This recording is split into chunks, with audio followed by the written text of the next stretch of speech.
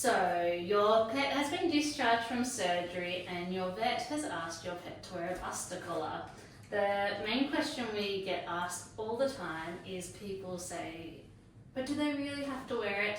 And the answer is yes. A buster collar is a really important part of post-op wound healing. If your pet was to lick or chew at their sutures, they could delay that wound healing due to causing an infection in that wound. And really, if that happens, they're going to be wearing this for longer. So keep it on, and you'll have your pet will recover much speedier. So the first step, good girl Tess, you finish your food, is popping the buster collar on. Usually it helps if you have some treats in your hand. Tess has eaten all hers, but if you can get your pet to focus on the treat, make sure there's nothing in the way of the opening, and sometimes if you can get them to look at that treat and put it through and then pop their head through. If your dog has quite long ears, you might have to pull them through and make sure they're sitting comfortably in the collar.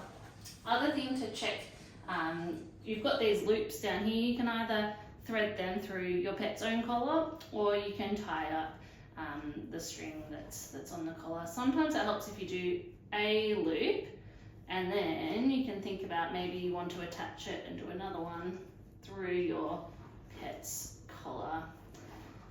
It's a bit like the Goldilocks story in that we don't want things kind of too tight or too loose.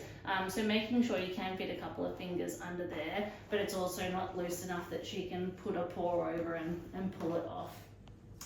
Once your pet's got the buster collar on, sometimes Tess has been quite relaxed about it, but they can be a little bit distressed, and it is normal for them to bump into doors, the back of your legs, that kind of thing early on, but promise you that they will get used to it, and don't be tempted to take it off at any point.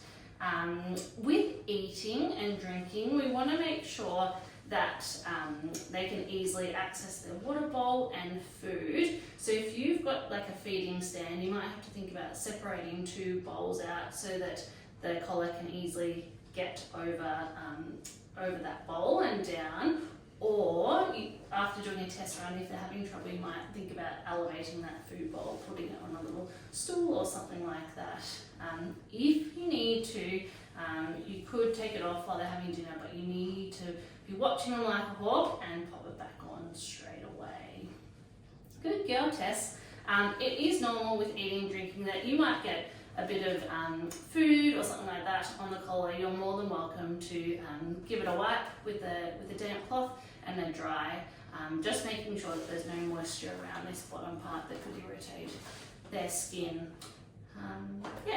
But the most important thing is, keep it on. If you come back and say, I took it off and they chewed their wound, we won't be mad, but we will be disappointed, and we want your pet to have a speedy recovery, so keep that collar on until the 10 to 14 day recheck. Good, Tess.